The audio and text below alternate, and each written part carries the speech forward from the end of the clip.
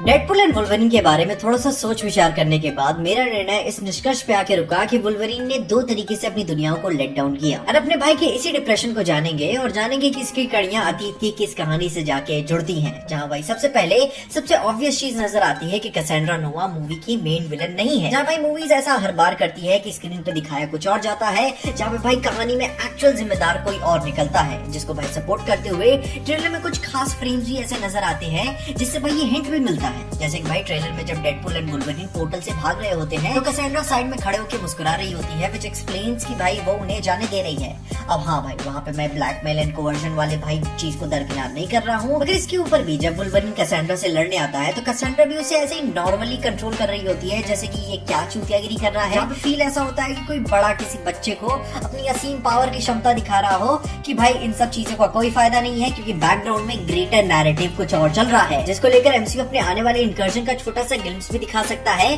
कि भाई ये चीजें कितनी डेंजरस हो सकती हैं। या फिर अपनी दूसरी थ्योरी यह आती है कि वुल्वरीन ने अपनी जीन ग्रे को वो नहीं मार पाया, जिसकी वजह से दुनिया के लग गए, जो कि एक तरीके का 2006 वाली X Men the last stand movie के एक अल्टरनेट एंडिंग हो सकती है, जो कि भाई वो जीन को नहीं मार पाया और मोहल्ले को बचाते बचाते उसने पूरी दुनिया को जला दिया, जो कि एक लॉजिकल सेंस भी बनता है कि वो स्टोरी लाइन को उठा सकते हैं। मगर यहाँ पे सबसे बड़ी बात और सबसे कन्विंसिंग थ्योरी ये निकल के आती है, वो आती है मार्क मिलर की ओल्ड मैन लोगन कॉमिक सीरीज से, जहाँ पे भाई मूवी एक डायरेक्ट अडेप्टेशन तो नहीं, मगर फॉर श्योर मेकर्स के कई सारे इंस्पिरेशन इन्होंने वहाँ पे से उठाए हुए हैं कि स्टोरी फंक्शन कैसे करने वाली है, जिसको लेकर कॉमिक में बात भी होती है कि लोगन ने 50 सालों से अपने क्लॉज नहीं खोले हैं। पास्ट के ट्रॉमा की वजह से जो पाप उसने किए थे वो भी वहाँ पे बार में बैठा होता है, जहाँ पे उसे कोई इज्जत नहीं कर रहा होता है, फिर वो स्लैप भी कर जाता है जब उस पर कोई लेडीज वाला जोक मारता है, फिर वो एक्सेप्ट भी करता है कि कोई भी म्यूटेंट ह्यूमन उसकी इज्जत नहीं करता, सुसाइडल तो है ही भाई। वो कॉमिक में रेलवे ट्रैक्स पे अपनी जान लेने की भी कोशिश करता है, ये जानते हुए कि वो मरेगा ही नहीं,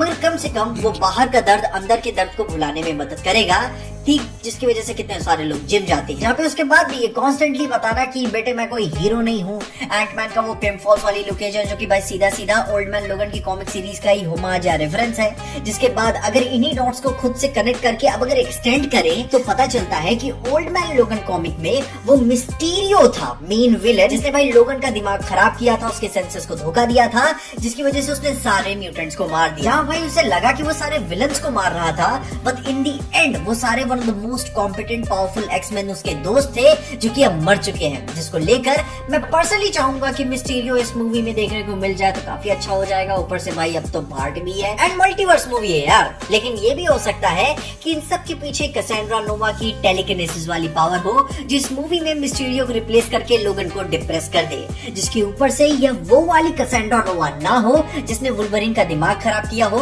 क्योंकि भाई वो वॉइड में है, जो हमें भाई ट्रेलर में कैसेंड्रा नोवा देखने को मिली है, जो कि एक्सप्लेन भी करेगा कि तुम्हारा असली दुश्मन यहाँ पे एग्जिस्ट नहीं करता, कहीं और पे जाओ, अभी सामने से लाया आ रहा है, उससे अभी हैंडल करना है। जिसको लेकर तुम क्या फील करते हो, अपनी ओपिनियन जरूर बताना, क्योंकि यहाँ पे 100% मूवी ओल्ड मैन लोगन से इंस्पायर्ड है, लेकिन यह कैसेंड्रा नोवा वो कैसेंड्रा नोवा नहीं है जिसने वुल्वरीन की कैसेंड्रा नोवा लगाई हुई थी। एंड उसके ऊपर से आई डोंट थिंक कि सोनी मिस्टीरियो को भी यूज करने देगा। खैर तुम्हें इस थ्योरी के बारे में क्या लगता है, अपनी ओपिनियन में कमेंट जरूर बताना, मगर तब तक के लिए देखते रहिए।